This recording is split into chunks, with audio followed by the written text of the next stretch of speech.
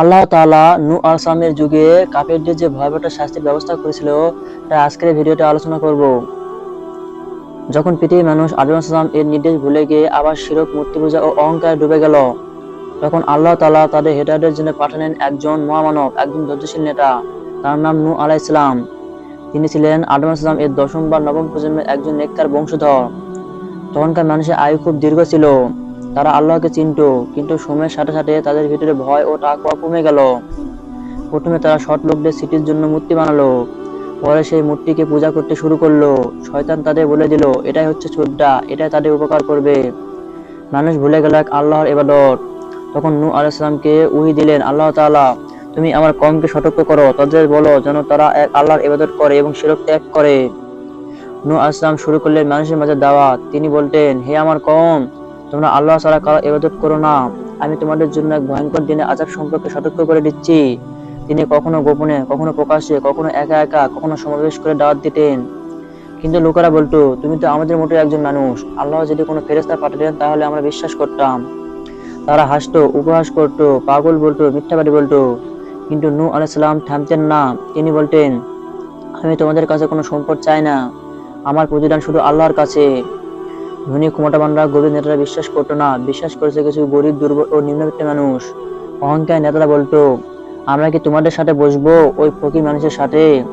তখন নূহ আলাইহিস সালাম উত্তর দিলেন, আমি কি তাদের তাড়িয়ে দেব? আল্লাহর কাছে তাদেরও মর্যাদা রয়েছে। কখনো তারা কাপড় দিয়ে মাথা ঢেকে দেখতো, যাতে নূহ আলাইহিস সালামের কথা শুনতে না হয়। কেউ কানে আঙ্গুল দিত, কেউ মুখ ফিরিয়ে নিত।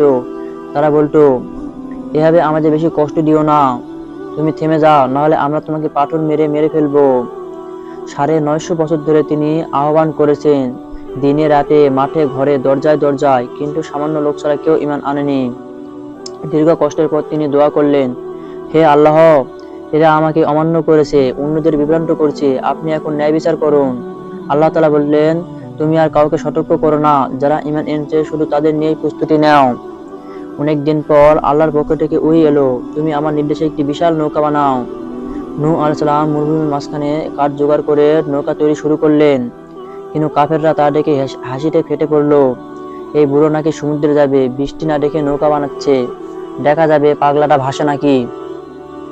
তখন তিনি বললেন, আজ তোমরা হাসো, কিন্তু অল্প সময় পর আমরা হাসবো। অবশেষে আল্লাহ তাআলা বললেন, তোমরা প্রত্যেক প্রাণী এক জোড়া করে নাও, যারা ঈমান এনেছে শুধু তাদের নাও, তোমার পরিবার থেকে যারা মুমিন শুধু তাদের নাও।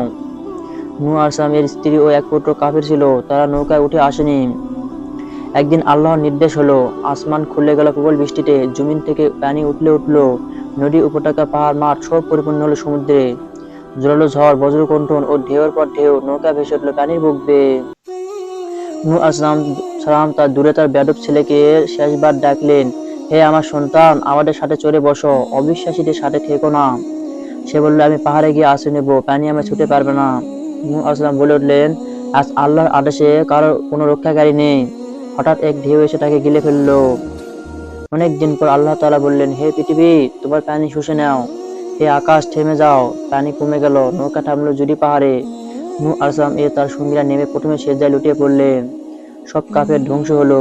আল্লাহ তাআলা নূহ আলাইহিস সালামকে বানালেন পরবর্তী মানবজাতির সূচনাকারী। তাকে বলা হয় আদমশাহী, অর্থাৎ দ্বিতীয় পিতৃপুরুষ। আলেমদের মতে মৃত্যুর আগে তিনি তার সন্তানদের বলেছিলেন, দুটি বিষয়ে আঁকড়ে থাকো, এক, আল্লাহর একতাবাদ, দুই, অহংকার থেকে বিরত থাকো। আজকের ভিডিও এই পর্যন্তই।